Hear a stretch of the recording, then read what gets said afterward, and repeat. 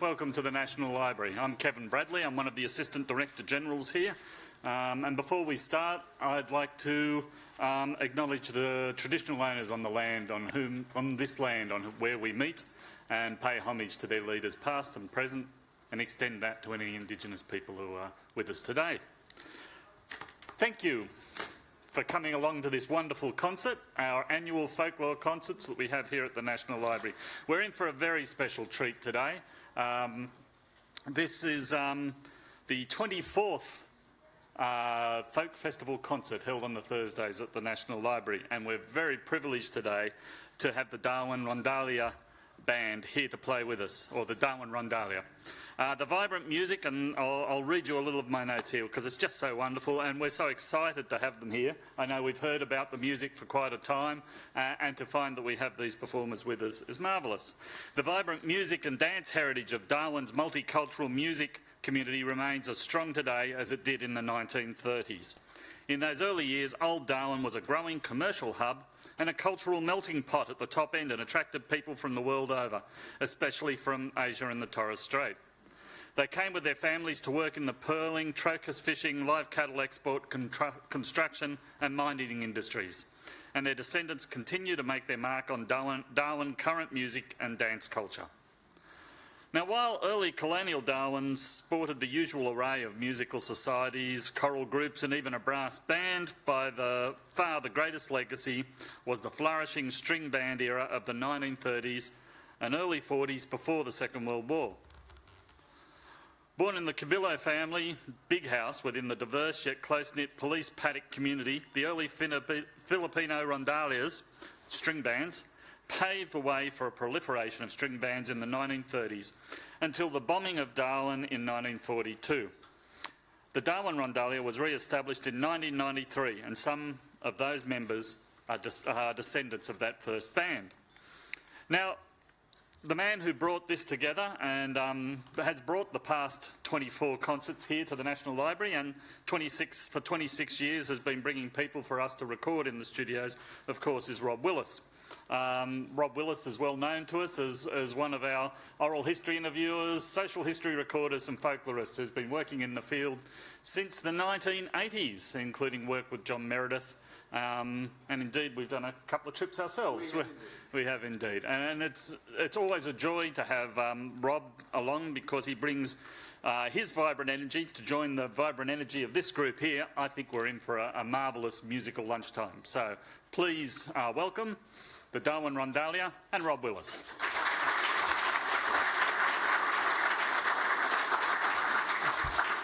Thanks, Kevy. He's such a nice bloke, isn't he?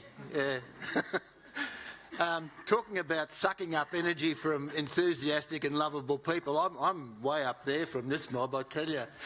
We spent a couple of days in the studio, and it's been absolutely amazing. I think we've had fun. Absolutely. I told him to say that. A couple of thank yous.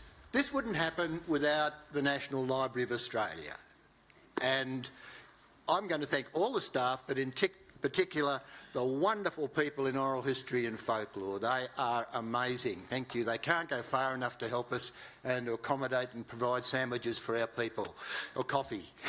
So I think the oral history staff deserve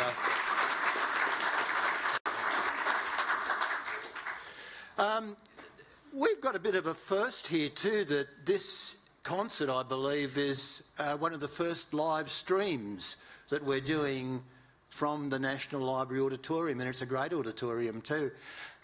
So it's a first, and I think that 50 years of the library and the energy that we're going to have from these people, it's going to be a great stream. Dare I say that? Yes, I will.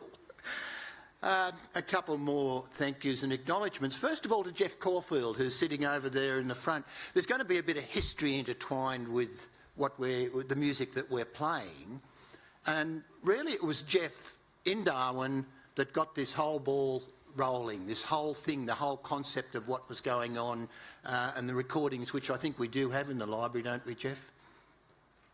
Sadly, no, I don't think. They will be. It will happen. Yeah.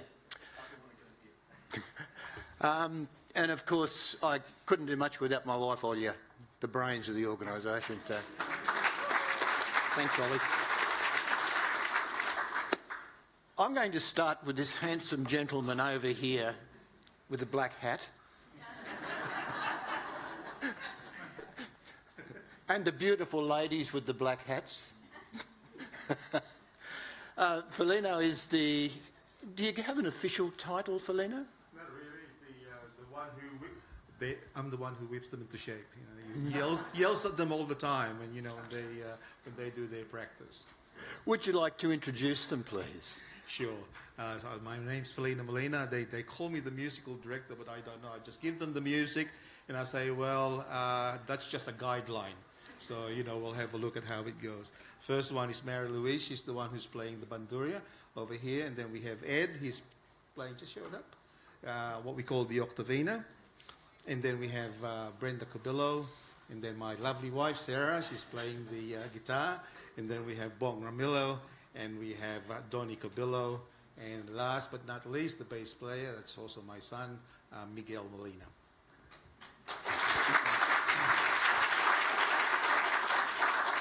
Just to give you a quick idea, and Jeff, or you'll probably be able to correct me on a few of these. We went to a function at the Philippine Embassy last night where the Darwin Rondalla were playing, and also the Canberra group. And the ambassador brought forward a great point of the significance of this music. The Filipinos, known as the Manila Men, Yes. right? Yes. Came down, brought with them the music, and then it gradually grew. And we'll find out these stories as we go a bit further. And then there was an intermarriage between the family and the Larrakia people. So you had that indigenous Filipina. And then this music spread. Seaman Dan, Val McGuinness, who Jeff's done a lot of work. So it's this whole amalgam of various bits and pieces of music based on this Darwin string band music. What's the first one you're going to do, Felina?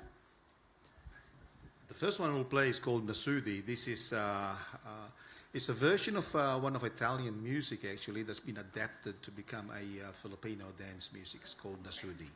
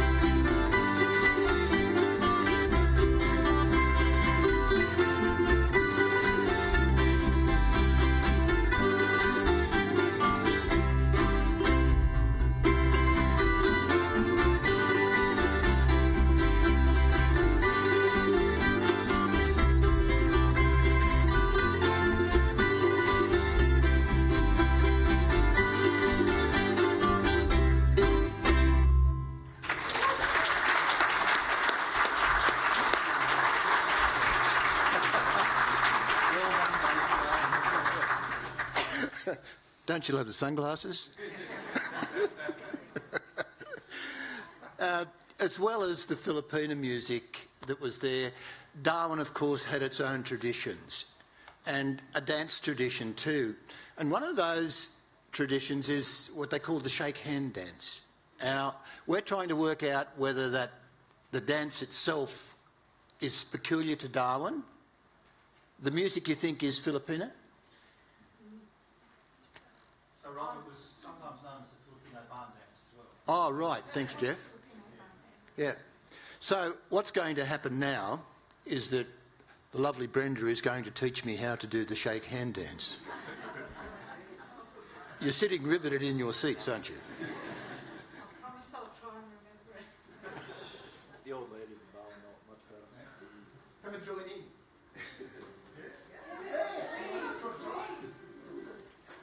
So this is a welcome dance too. Oh, thanks, Marie-Louise. To meet your partner and take the dance floor.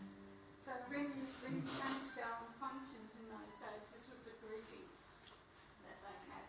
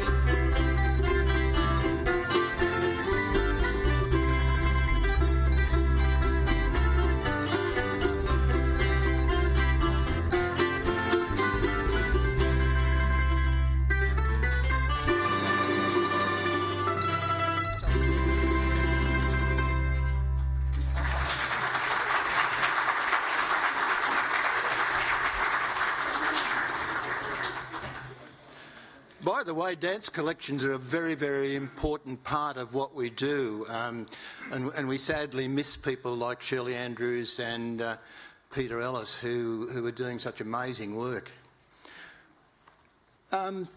We have two members of the Cabillo family here. Would you like to stand up? Two descendants of the original family.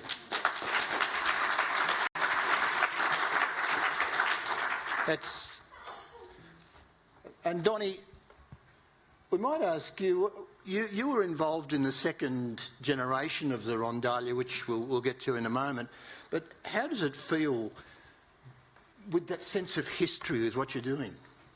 I think, well, my dad always pushed me to learn guitar, and my first year of high school, I sort of dodged a bullet saying that they're not teaching it at my school at the moment, but it was always pushed upon me, and I only sort of got into it once I saw an uncle play, and we played every Sunday at church, so and then that's how I learnt playing gospel music on the guitar, and then the Rondalla started to come into the vibe, yeah, so it was always a pressure there. There's something in your genes to learn the guitar. Was that Uncle Gabe? Oh, it was Uncle Benny and Uncle Gabe, yeah. Yeah. Yep. We were in Darwin last year, and we actually recorded Uncle Gabe, who unfortunately is above an age now to come down and join us, but it was an amazing talk, sitting out in the open as you do in Darwin. Beautiful. Not only did the original band, now as Kev said, we're talking 20s and 30s, around that era, and they played at some significant places too, I think, didn't they, Donnie? There was Government House was the... Yeah, the Government House, and in the, is it the Star arcade, also a lot of public performances and parties. And Mary Louise tells the story that one of her family, my grandfather's string band played at their wedding reception, so one of Mary Louise's family. I must also mention Mary Louise. It's a third generation Chinese from Darwin, so it is truly a wonderful mix. Not only did the old band play the traditional music, but they also played contemporary music, and I think we're going to have something contemporary from your repertoire at the moment, aren't we, Felina? That's contemporary in terms of my age, I think. Tell us the story. Well, we immigrated here in 1972, so that's really a long time ago. And this was actually the last song that I heard when I left the Philippines, and it was by Santana, and it's Black Magic Woman.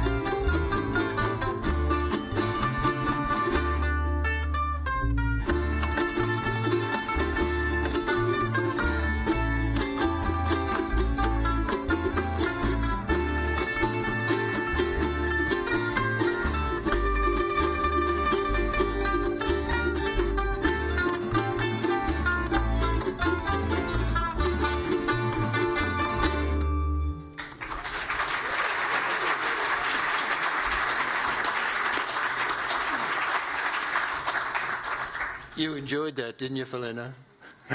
You enjoyed that. I did. So just as the early Rondalla were playing, or were they actually called a Rondalla, or was it the Filipino string band? What was the name of it? It could be like guitar orchestra is one name, the Filipino string band. Yeah. Yeah.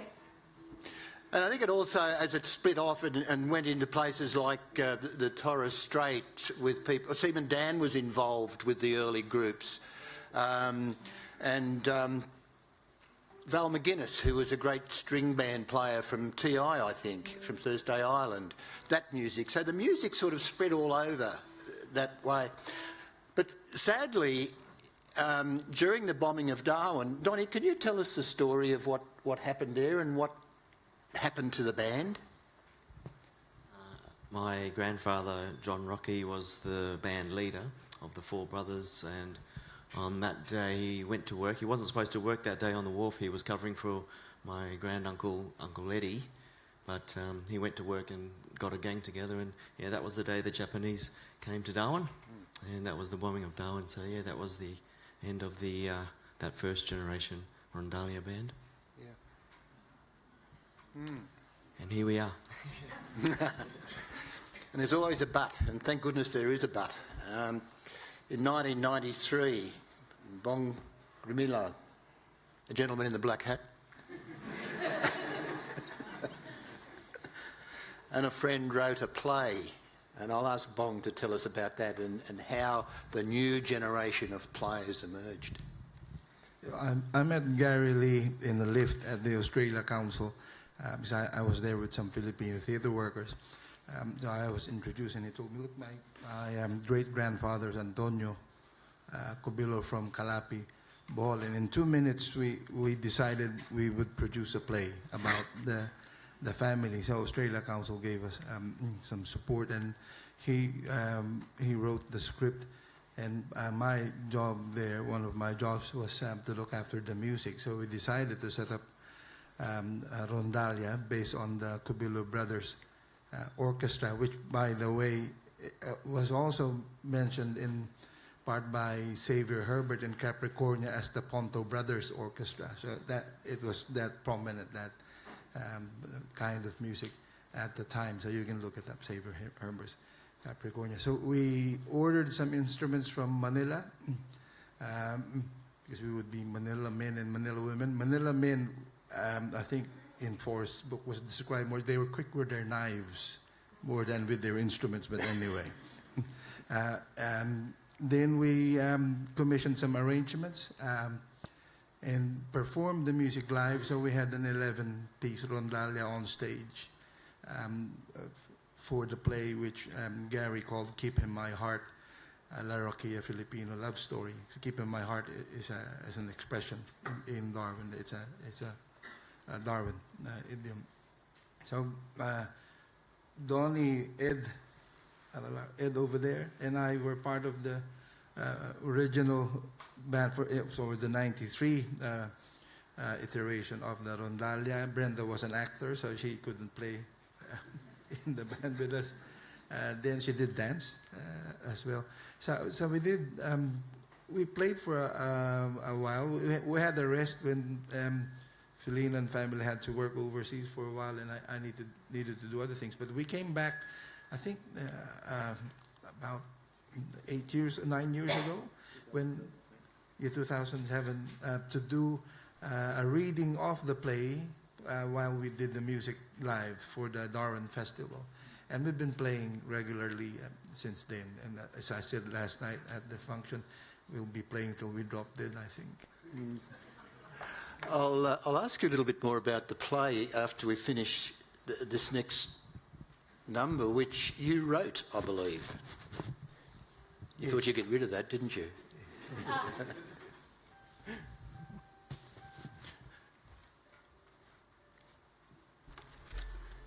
It's called the theme song.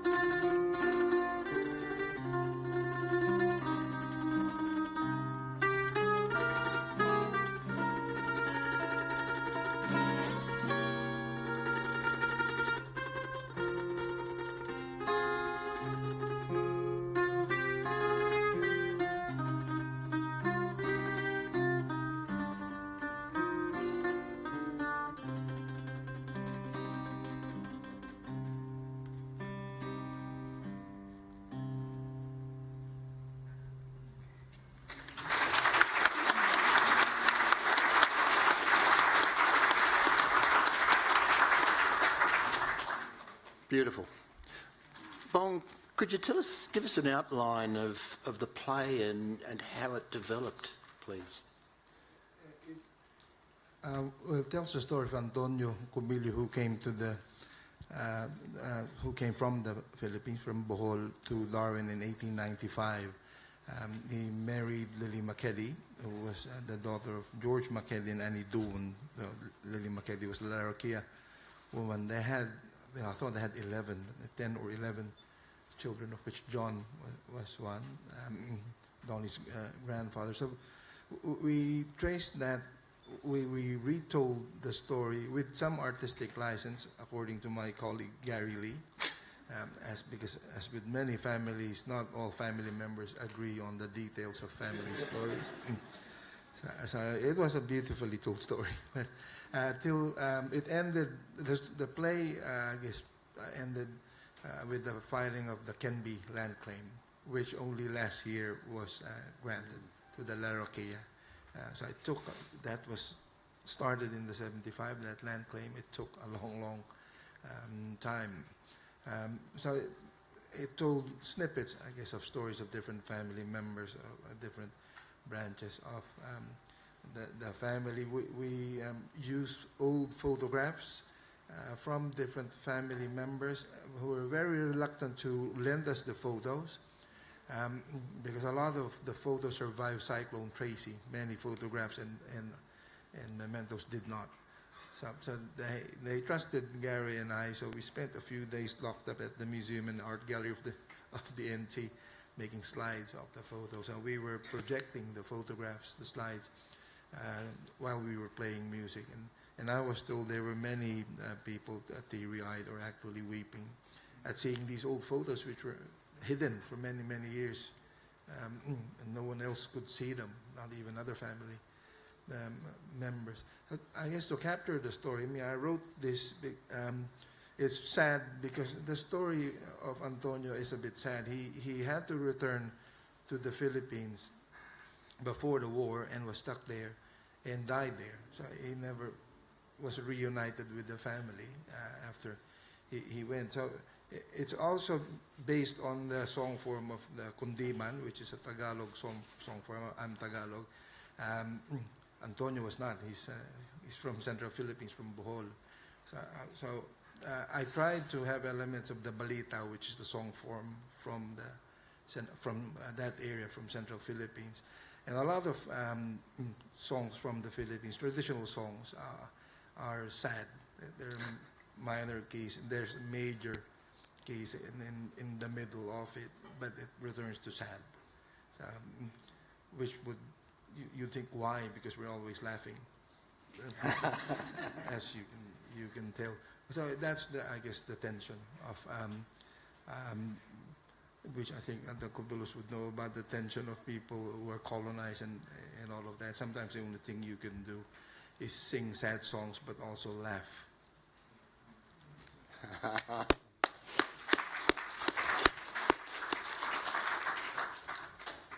What about some Greek music? This is something you've never heard, is it? Tell us about it, Felina, please. I think this is just, again, in Darwin, we've got a lot of Greek community over there, and some of our friends are also Greek, and requested us to go and play some Greek music, so we decided we'll do something like Never on a Sunday.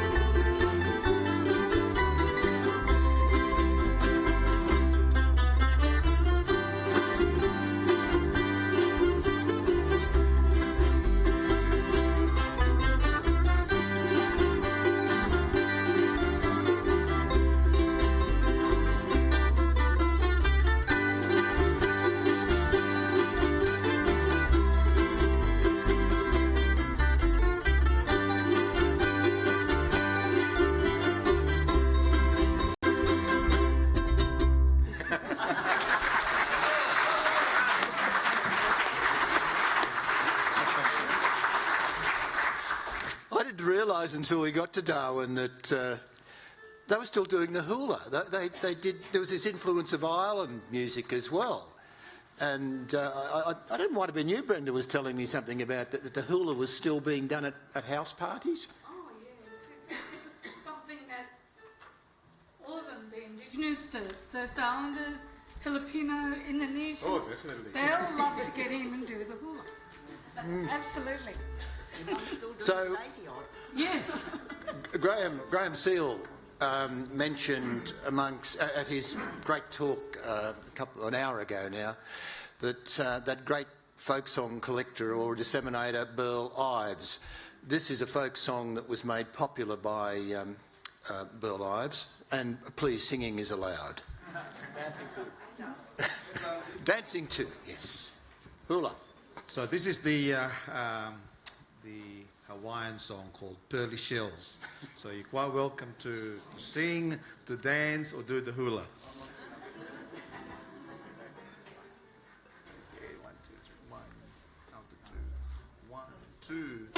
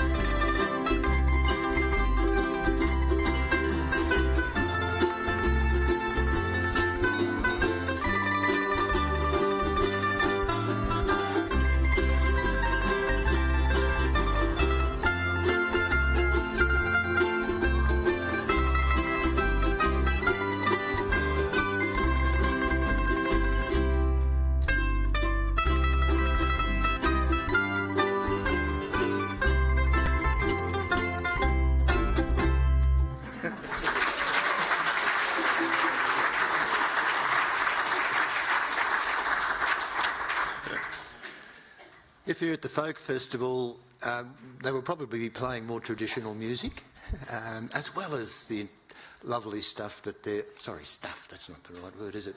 The lovely music that they're playing as well. Because, again, I say, when Marie-Louise said, it's Darwin party music, right? And you go to a party and you're playing a whole range of material. We've got time for one more before you get back to the folklore conference and other places. And it's that great folklorist Paul McCartney, wasn't it? That song I think we'll do for you is the Beatles medley. We love this song, and see how you go. Again, singing are allowed, so you can go and sing along if you wish.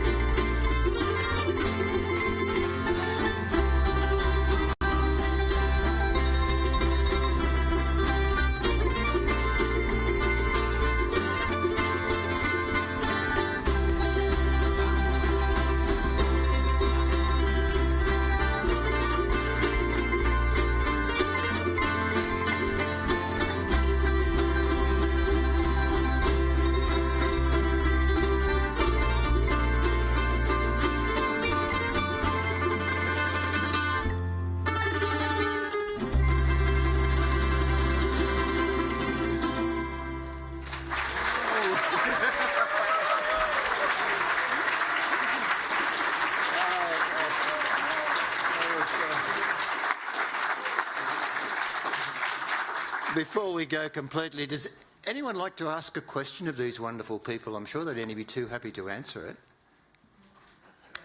Wait for a microphone. Wait for a microphone. This is Michael, our sound engineer, who's been looking after us very, very well the last couple of days.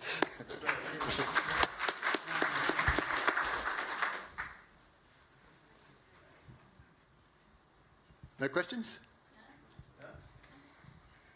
Rob, you might mention that the little book I did on Oh, yes. and the history of the string band stuff is in the festival shop. Yeah, Jeff has written a wonderful book on the history of the string bands. It's called String bands and shake. String Band and Shake Hands, which will be in the festival shop. Have a look at it. It's actually what inspired us to get going on this whole project, and we will continue with it. Thank you all so much. It's been most enjoyable. Oh, Bong. We'd like to thank, of course, you and only the National Library of Australia and the Northern Territory Government, Yes.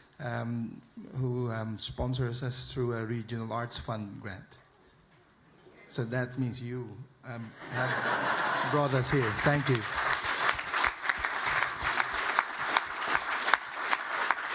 Yes, Bong was fortunate enough to get a Northern Territory Arts Council grant to help to bring them down, and the library supported the rest of it. So, thank you so much. Catch them at the festival.